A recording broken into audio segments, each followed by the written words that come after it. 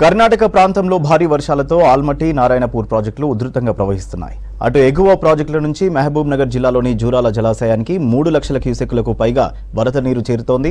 కృష్ణమ్మ పరవళ్లతో జూరాల నిండుకుండలా మారింది.